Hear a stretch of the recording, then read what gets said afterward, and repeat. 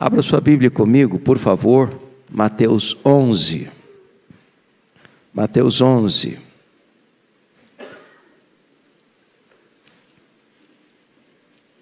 E leremos a partir do verso 25 até o versículo 30.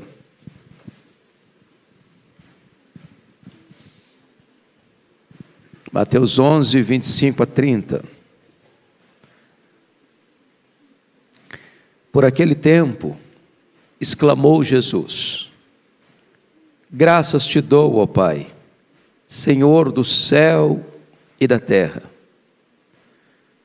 porque ocultaste estas coisas aos sábios e instruídos e as revelaste aos pequeninos. Sim, ó Pai, porque assim foi do teu agrado. Tudo me foi entregue por meu Pai. Ninguém conhece o Filho senão o Pai, e ninguém conhece o Pai senão o Filho, e aquele a quem o Filho o quiser revelar. Vinde a mim todos os que estáis cansados e sobrecarregados, e eu vos aliviarei. Tomai sobre vós o meu jugo e aprendei de mim, porque sou manso e humilde de coração, e achareis descanso para a vossa alma, porque o meu jugo é suave e o meu fardo é leve. Amém. Meus amados, este convite de Jesus, que é o melhor convite do mundo, está posto num contexto de rejeição de Jesus. E eu queria aqui, a título de introdução, trazer duas situações onde fica muito claro a rejeição que Jesus estava enfrentando. A primeira situação está bem posta nos versos 16 e 19 desse capítulo, quando veio João Batista pregando arrependimento, e as pessoas reagiram a ele dizendo: ele tem demônio. E João Batista não comia e não bebia. João Batista vivia uma vida no deserto, de forma tão frugal, sem convívio social. E muitos rejeitaram a pregação de João Batista, dizendo: ele tem demônio. E aí no verso de número 19, Jesus contrasta João Batista com ele, diz: veio o Filho do homem, que come e bebe, que se relaciona, que não foge das festas, que está onde o povo está, que tem convivência social. E eis que chamaram Jesus de glutão, de beberrão, de bebedor de vinho, de amigo de publicanos e pecadores. Ou seja, o ser humano, quando ele quer rejeitar o evangelho, ele arranja uma desculpa. Ele sempre tem uma desculpa. Ele escuta dois pregadores diferentes, de dois estilos diferentes. Ele rejeita um e rejeita o outro, e encontra motivo para rejeitar um, e encontra motivo para rejeitar o outro. Porque ele está predisposto a não querer mesmo. Ele está com a porta fechada. Deliberadamente ele não quer ouvir. A segunda situação está posta aí nos versos 20 a 24. E vocês vão perceber que Jesus está trazendo um ai às cidades de Corazim, às cidades de Betsaida. E depois no verso 23, ele está fazendo um ai, trazendo um ai à cidade de Cafarnaum. Cidades que viram Jesus, que ouviram Jesus, que presenciaram milagres de Jesus. Cidades que viram que o mundo inteiro não pôde ver. O próprio Deus encarnado, os milagres esplêndidos, os ensinos majestosos, os sinais do reino. E não obstante tanta evidência, tanta eloquência, tanta clareza, tanta sublimidade, os céus descendo à terra, a voz de Deus tão clara e eloquente, eles não creram. E Jesus está dizendo que aqueles que, apesar de ouvirem e apesar de verem as maravilhas divinas e rejeitarem essas maravilhas divinas, no dia do juízo, essas pessoas terão um rigor maior do que as cidades mais perversas da história, de Tiro, de Sidom, de Sodoma, de Gomorra. Ou seja, aqueles que viveram na perversão mais sombria, aqueles que viveram na devassidão mais aguda, aqueles que se renderam e se capitularam aos desejos mais perversos, terão menos rigor no dia do juízo, do que aqueles que conhecem a verdade, que ouviram a verdade, que viram os milagres, e apesar de todas essas evidências ainda rejeita a graça de Deus.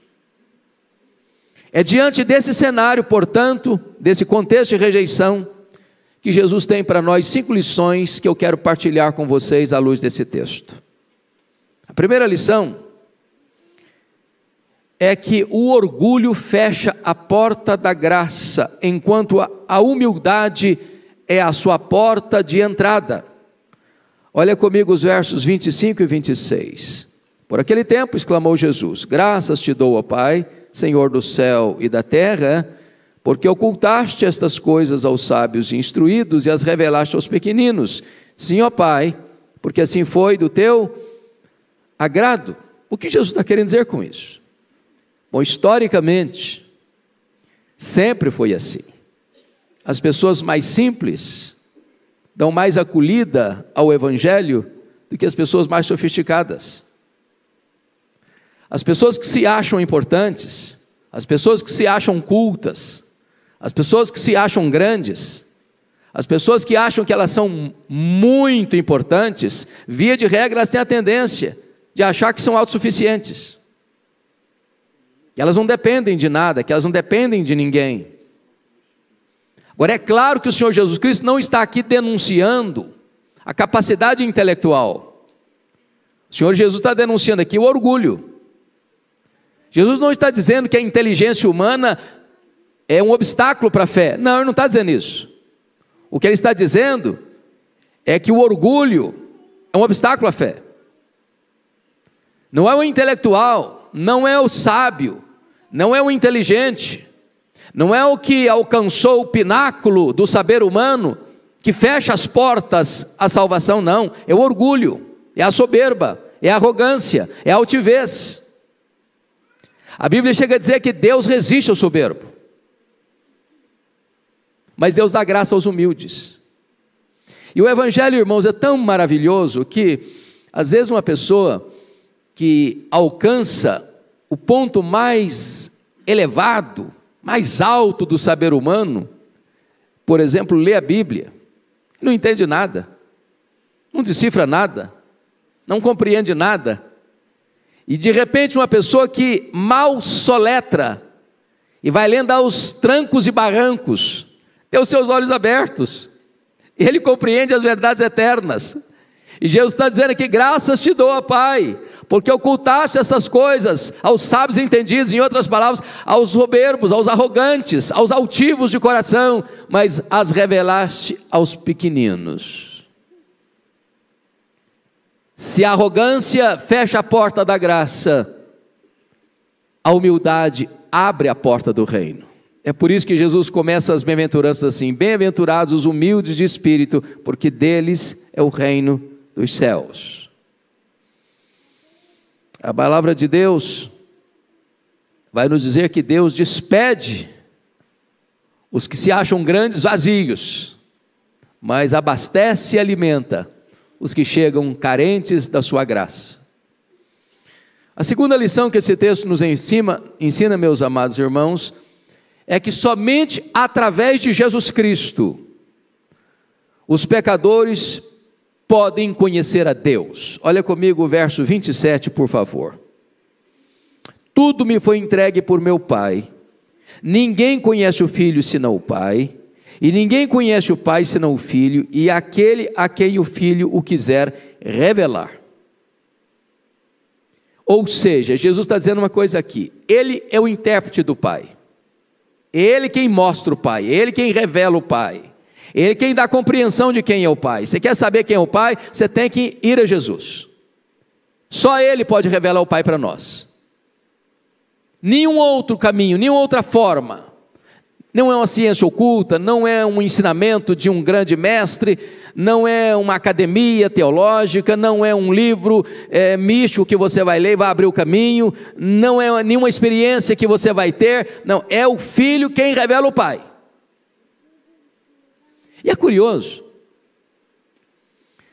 que há uma contrapartida, é o Pai quem revela o Filho.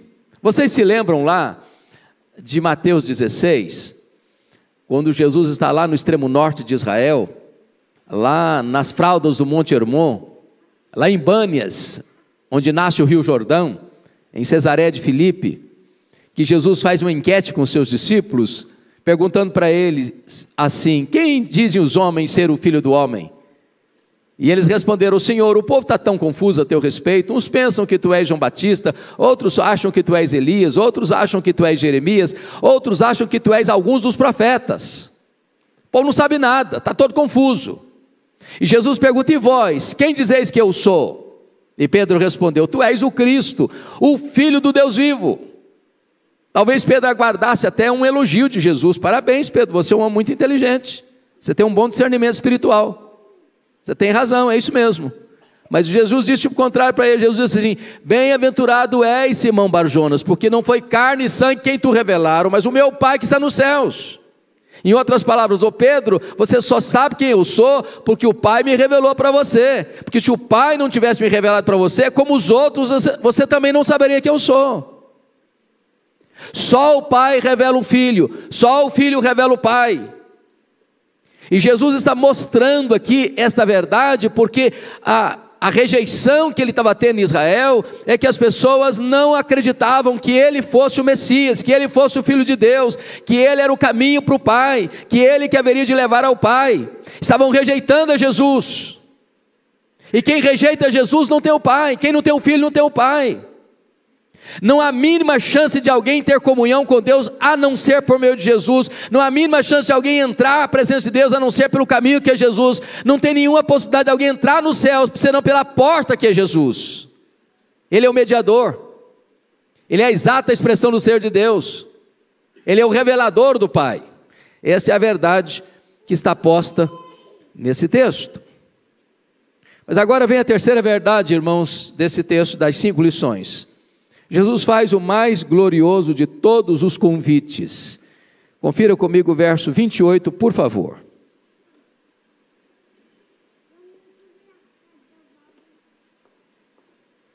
Vinde a mim, todos os que estáis cansados e sobrecarregados, e eu vos aliviarei. Eu destaco aqui alguns pontos desse convite. Primeiro, esse é um convite universal.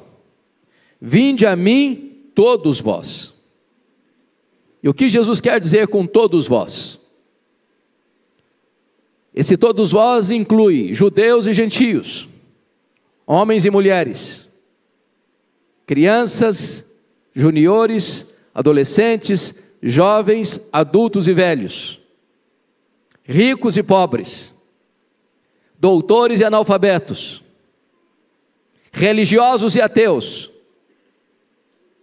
brancos, amarelos, pardos e negros. Não importa de onde você vem, nem para onde você vai, esse convite é para você.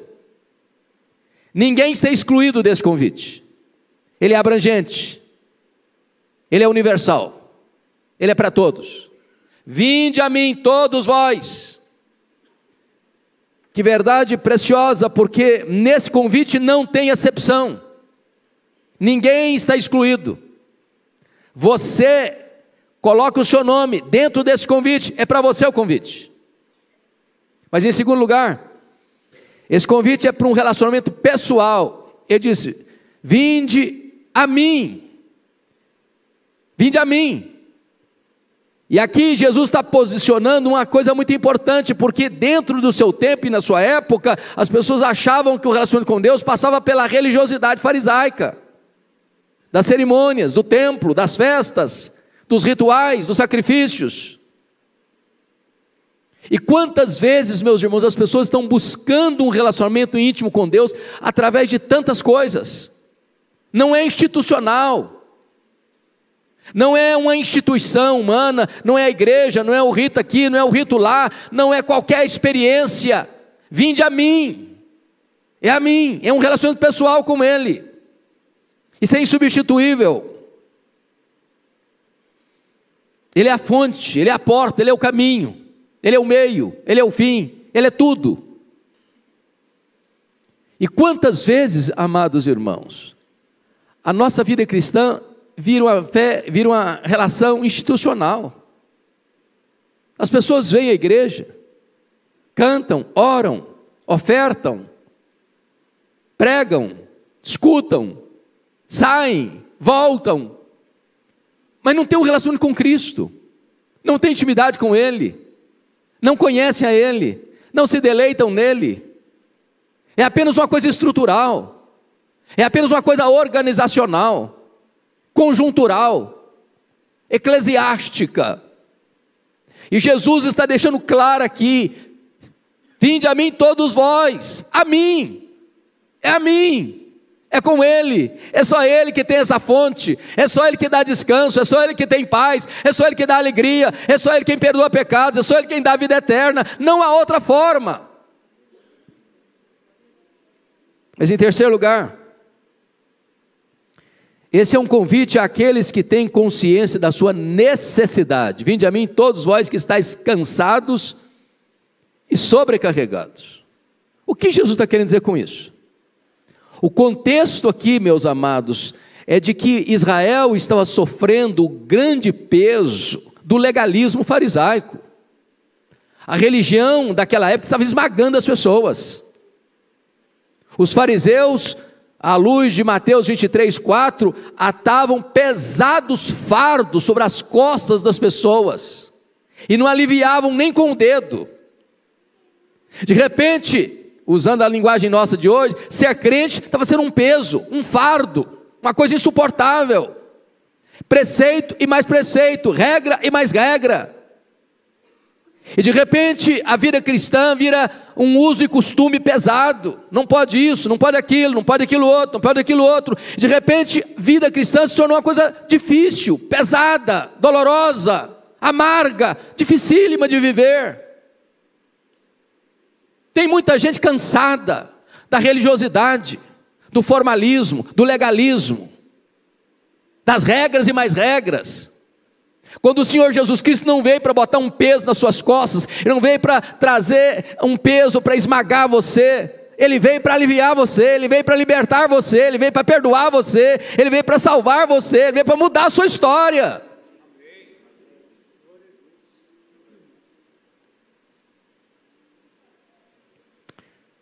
Mas, amados irmãos, eu queria destacar aqui duas coisas. Primeiro, há pessoas cansadas que precisam de descanso. Agora pensem comigo uma coisa: o que cansa uma pessoa? Jesus não está falando daquele cansaço físico, do trabalho extenuado. Você sai de casa de manhã bem cedo, trabalha o dia todo, e ao final do dia você está exausto. Chega em casa, toma um banho, se alimenta e dorme, e refaz as energias. Não é esse cansaço que Jesus está falando. Jesus está falando de um cansaço muito mais complexo, de um cansaço emocional, de um cansaço moral, de um cansaço espiritual. Sabe o que cansa, irmãos? Não é trabalho. O que cansa a nossa alma é o pecado. O pecado cansa. O pecado traz desgaste. O pecado tira o seu sono. O pecado tira a sua paz. O pecado tira o seu sono tranquilo, sereno. O pecado é um chicote que atordoa você, que atormenta você, que não deixa você descansar, que não deixa você refrigerar a sua alma. E Jesus está dizendo o seguinte: vinde a mim todos vós que estáis cansados, oprimidos, sobrecarregados. Há pessoas que estão cansadas das suas fraquezas, dos seus vícios, das suas mazelas. Há pessoas que estão cansadas da insatisfação que esse mundo produz. Tudo que você bota a mão, buscando satisfação, preencher o vazio da sua alma, parece que vai crescendo ainda mais o vazio. É só você ler o livro de Eclesiastes, quando Salomão foi procurar a felicidade. Ela é legítima, é bom você buscar a felicidade. Deus nos criou para sermos felizes, claro. Deus não é sádico, Deus tem o melhor para nós. Mas o problema é que o homem vai buscar a felicidade onde? Nas aventuras, nos prazeres, nas alegrias debaixo do sol. E tudo que você bota a mão debaixo do sol não vai satisfazer você, nem o trabalho, nem a riqueza, nem a conquista, nem a fama, nem o sexo, nem os prazeres, nem as aventuras, nem o conhecimento, nem a inteligência humana. Nada disso é correr atrás do vento. Você não vai conseguir, não vai conseguir. E aí as pessoas se cansam. Há pessoas cansadas da culpa, o chicote da culpa, da religiosidade árida, o cabresto do diabo, prisioneiro às vezes da vaidade, do orgulho, da soberba, da avareza, da ganância, da impureza. Todas essas coisas trazem cansaço, muito cansaço. E Jesus está dizendo: vinde a mim, todos vós que estáis cansados e sobrecarregados. Mas vamos entender, talvez essa segunda palavra, porque ela é um pouco além da palavra cansado. Sobrecarregado, a palavra já está querendo dizer, tem uma sobrecarga, tem uma carga extra. Ele tem uma mochila muito pesada nas costas. Ele está arquejado. Ele está como que esmagado debaixo de um rolo compressor. Ele está carregando um peso que ele não suporta. Ele não aguenta mais.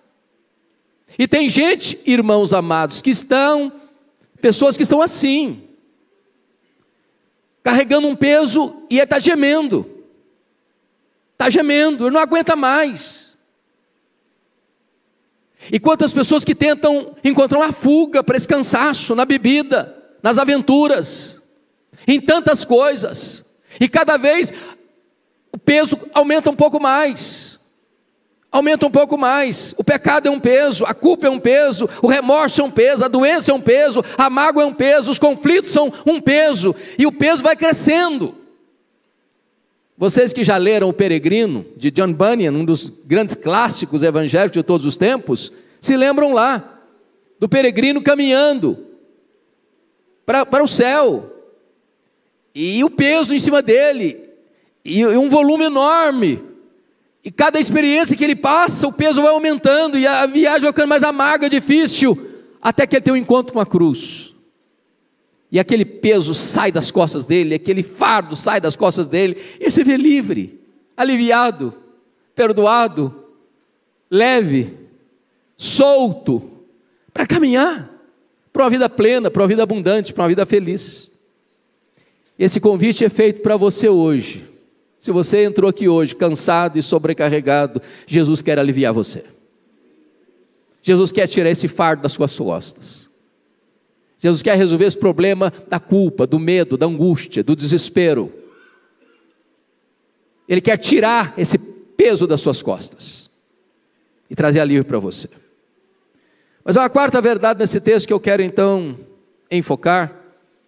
É que Jesus faz aqui nesse texto também a mais gloriosa promessa. Confira comigo o verso 28b.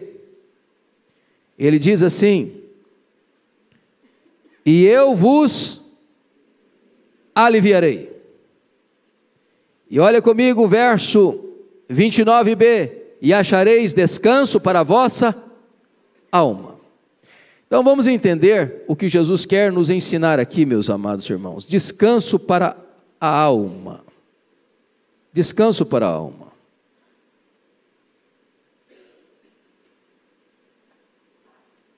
Quem está com a alma cansada aqui hoje? A alma cansada não resolve com uma noite de sono. A alma cansada não descansa com comprimidos para dormir. Nem com Rivotril. A alma cansada não descansa com férias. A alma cansada não descansa com viagens para os lugares mais paradisíacos da terra. Para a alma cansada só tem um alívio. é a graça de Jesus, é o perdão de Jesus, é uma reconciliação com Jesus, é uma volta para Jesus. Talvez você entrou aqui hoje cansado, muito cansado. Talvez você entrou aqui hoje precisando de alívio para a sua vida. Talvez você entrou aqui hoje precisando de voltar-se para Deus e reconciliar-se com Deus. E o Senhor Jesus está aqui hoje para dizer assim: se você está cansado, se você está sobrecarregado, vinde a mim, e você vai encontrar descanso, você vai encontrar descanso para a sua alma. Se você colocar hoje a sua vida nas mãos de Jesus, quem sabe hoje você vai dormir, você vai ter paz, você vai ter sossego, você vai ter descanso, você vai ter alegria, você vai ter paz. Eu estava lendo certa feita a história dos 10 homens mais ricos do mundo, hospedados num hotel de luxo em Nova York, tratando dos seus negócios. E o autor que descreveu essa cena acompanhou a história daqueles 10 homens mais ricos do mundo, num hotel de luxo, cujas conversas nas horas mais informais eram suas iates, suas viagens, suas conquistas amorosas, suas posses, seus bens. 10 anos depois, todos os 10 estavam na ruína. 5 deles cometendo suicídio, 3 deles presos, 2 deles com doenças emocionais graves, completamente arruinados. Porque as coisas deste mundo não conseguem trazer alívio para a alma, não conseguem satisfazer o coração, não conseguem atender as demandas íntimas do coração. Mas o Senhor Jesus, Ele está aqui hoje para oferecer para você descanso. E descanso significa perdão. Descanso significa alívio do fardo do pecado e da culpa. Descanso significa você estar reconciliado com Deus e restaurado por Deus. Eu acho isso maravilhoso, porque Jesus não chega para esmagar a cana quebrada. O legalismo fariseu, quando alguém errava, arrebentava com a pessoa. Mas Jesus vem cheio de graça e de misericórdia. Ele é capaz de pegar as pessoas mais machucadas e feridas da vida para restaurá-las. Ele restaurou Pedro, não esmagou a cana quebrada. Ele restaurou pessoas que estavam completamente machucadas pela vida, como a mulher samaritana, como a mulher pega em adultério. Pegou um homem arruinado como Zaqueu e foi para a casa dele para salvá-lo. Não importa o histórico de vida sua hoje, não importa a situação que você entrou aqui hoje, não importa como você está na sua casa agora, Jesus hoje quer aliviar você, perdoar você, restaurar a sua vida, dar uma nova chance para você recomeçar uma linda caminhada na presença dele. Mas a última verdade que esse texto nos ensina, a quinta e última lição, é que Jesus chama para a mais gloriosa parceria. Confira comigo aí os versos 29 e 30. Tomai sobre vós o meu jugo e aprendei de mim, porque sou manso e humilde de coração. E o verso 30 diz: porque o meu jugo é suave e o meu fardo é leve. Então, 3 coisas que eu quero destacar. Primeiro, é que Jesus nos chama para uma vida de propósito. Tomai sobre vós o meu jugo. Veja que Jesus não está chamando você para o ócio, Ele está chamando você para o trabalho. Mais uma prova de que o trabalho não cansa, o que cansa é o pecado. Aliás, tem muita gente que está cansada de descansar. Tem muita gente que está cansada de ficar só sentado no banco de igreja. Você quer encontrar um propósito para a vida? Comece a trabalhar. Encontre o seu ministério. Encontre uma área para você servir. Encontre na vida um propósito. Mas a ideia aqui, meus amados irmãos, de jugo é um instrumento de trabalho, e a ideia aqui é a mais simples. Jesus era um carpinteiro, e certamente naquela época, onde todo o trabalho rural era feito com a tração animal, ele deve ter feito na sua carpintaria jugos para os animais. É uma canga, onde você bota 2 animais, trabalhando um ao lado do outro. É jugo duplo. E é curioso que é sabido isso. Se você pega um boi, por exemplo, para puxar uma força, ele tem uma capacidade X. Mas se você bota um outro boi trabalhando junto, os dois, mais do que dobra a capacidade de ação, potencializa. Agora pense você que Jesus é o parceiro do jugo,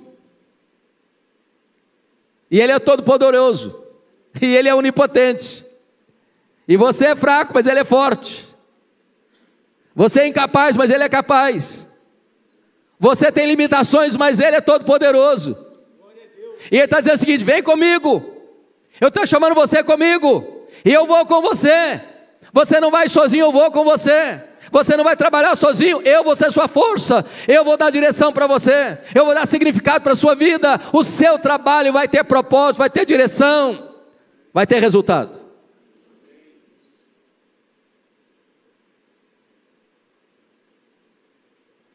Mas notem mais, Jesus nos chama não só para o trabalho, Jesus nos chama também para o discipulado.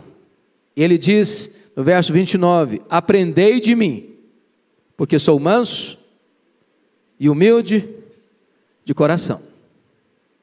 Irmãos, a vida é um aprendizado com uma pessoa. É mais do que decorar frases, ou dogmas, ou doutrinas, ou versículos bíblicos. Tudo isso é da mais alta importância.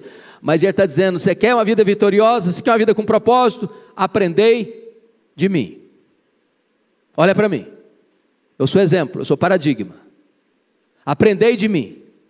E ele está dizendo: eu sou manso e humilde de coração. Qual era o problema que ele tinha denunciado lá atrás? Orgulho, soberba, que fecha a porta. No reino de Deus não tem espaço para vaidade nem para orgulho, irmãos. A pirâmide no reino de Deus está invertida. Quem quiser ser o maior vai ser o menor. Porque o cabeça da igreja, o dono da igreja, o redentor da igreja, o todo-poderoso Deus é manso e humilde de coração. Você quer conhecer um cristão? Pergunta se ele é manso e humilde de coração. Se ele não é manso e humilde de coração, ele não está imitando Jesus. Se ele não está imitando Jesus, ele não é um cristão, ele não é um discípulo. O cristão é manso e humilde de coração. E o que é ser manso? Ser manso não é ser frouxo, não é ser fraco. Ser manso não é ser capacho dos outros.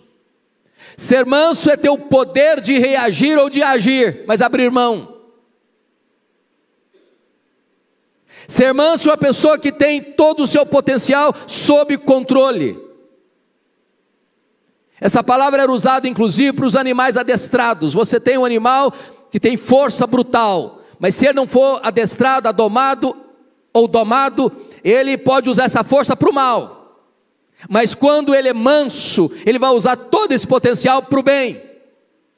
Você é um cristão e você aprende com Jesus, e quando você aprende com Jesus, as suas ações são diferentes, as suas reações são diferentes, porque você está imitando Jesus. Você é manso e humilde de coração.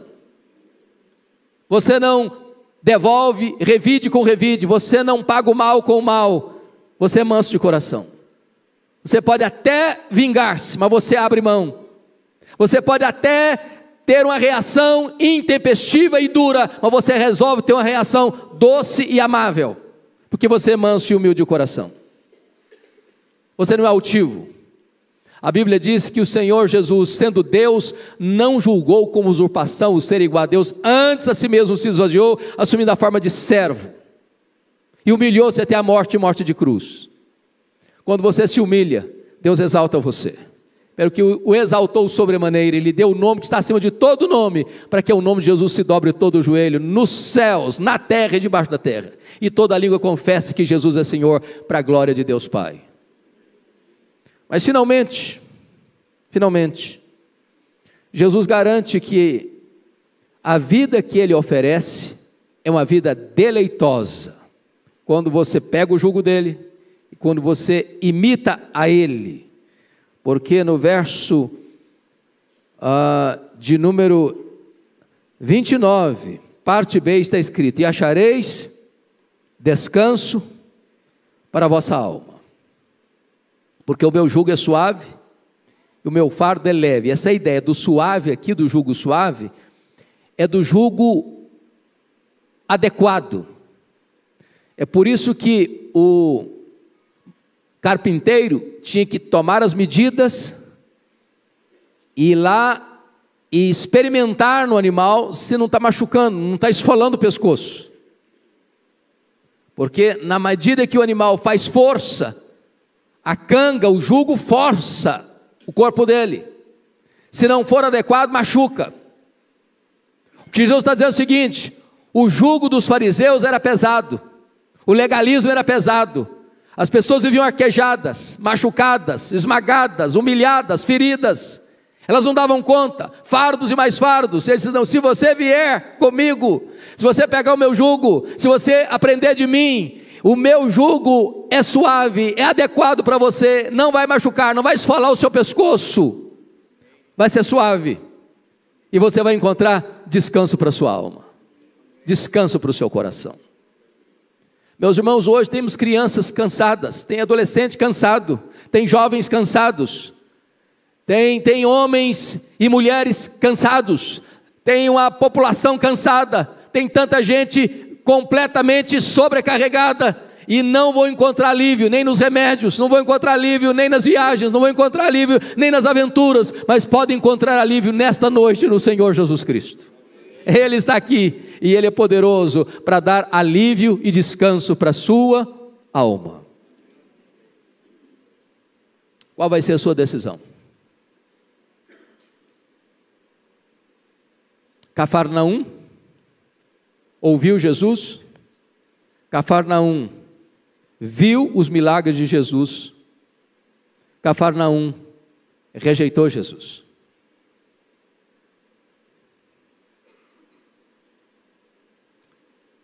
E você, que conhece a palavra de Deus, que tem vindo à casa de Deus, que tem ouvido a palavra de Deus, qual será a sua decisão? Feche os seus olhos por um momento, curva a sua fronte, eu quero orar com você.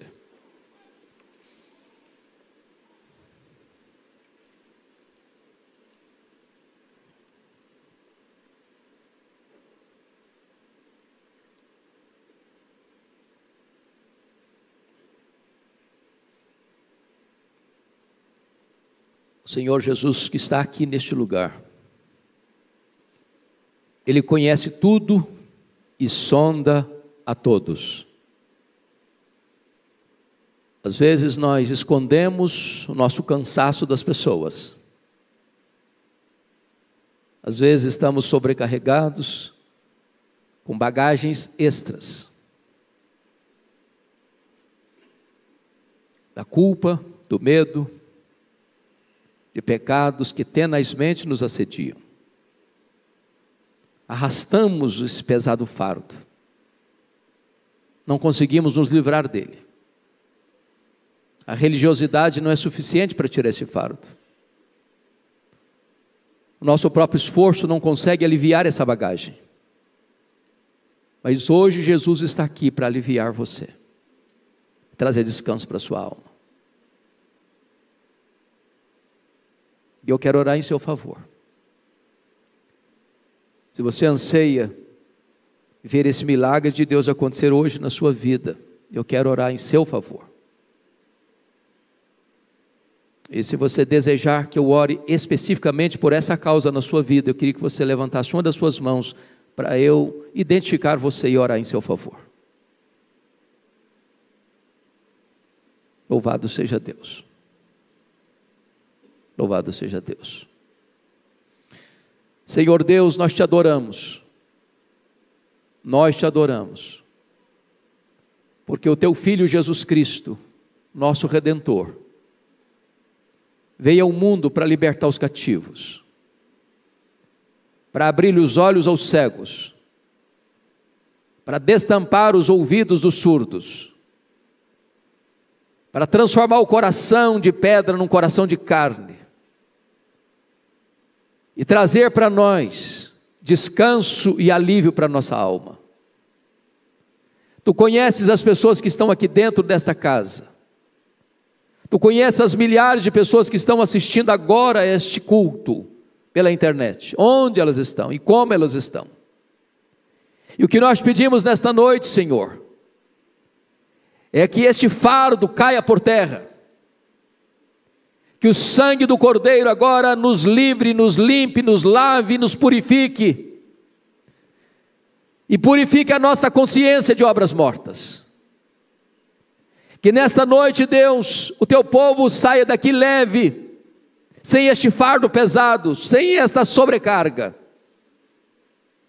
Que nesta noite, Senhor, a tua graça nos assista e nos liberte de todas as amarras que prenderam a nossa vida a este jugo pesado, para nós hoje buscarmos o jugo de Jesus, que é adequado, que é leve, que traz para nós propósito na vida, sentido para a vida e descanso para a alma. Abençoa o teu povo, renova o coração do teu povo, alegra a alma do teu povo, é a nossa súplica, é a nossa oração, em nome de Jesus, amém.